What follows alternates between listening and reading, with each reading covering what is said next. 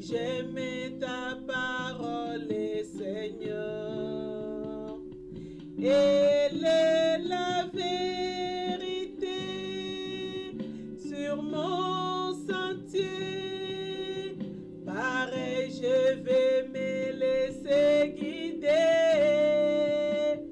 et faire ta volonté sans murmurer, en espérant dans ta bonté.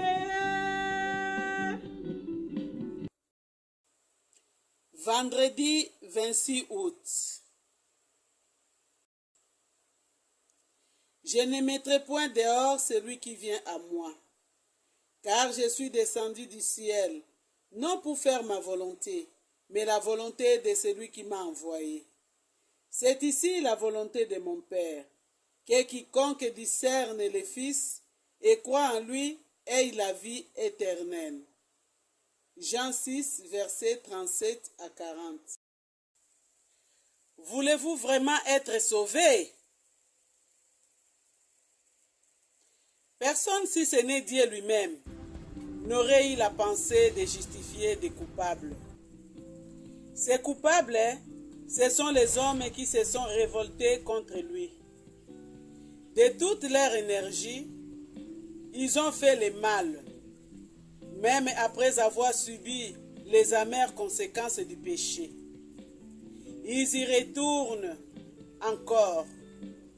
Ils ont violé la loi et foulé aux pieds l'évangile de la grâce. Ils ont méprisé les appels de la miséricorde divine et ils ont persévéré dans leur impiété. Qui accepterait de parler à de tels hommes? Qui entreprendrait de les justifier? Dieu seul. En voici un exemple. Saul de Tarse respirait menace et mettre contre les disciples du Seigneur. Tel un loup dévorant, il s'encharnait sans trêve et sans merci contre les troupeaux de Dieu. Dieu l'arrêta, non pas pour lui infliger les effets de sa juste colère, mais pour le sauver. Acte 9. Voilà la manière de Dieu. Il les justifia si pleinement que ses persécuteurs devinrent les grands prédicateurs de la justification par la foi.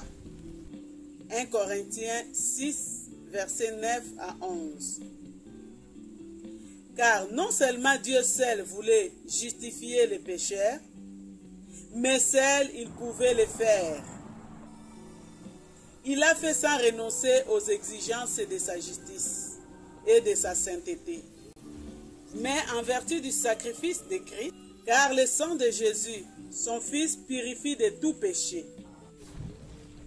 Quand bien même vous seriez plongé dans le plus terrible état de péché, Dieu peut enlever votre souillure. Il le veut. Mais encore, il faut que vous le vouliez aussi. Car Dieu ne sauve que ceux qui s'approchent de lui avec foi. Voulez-vous être sauvés?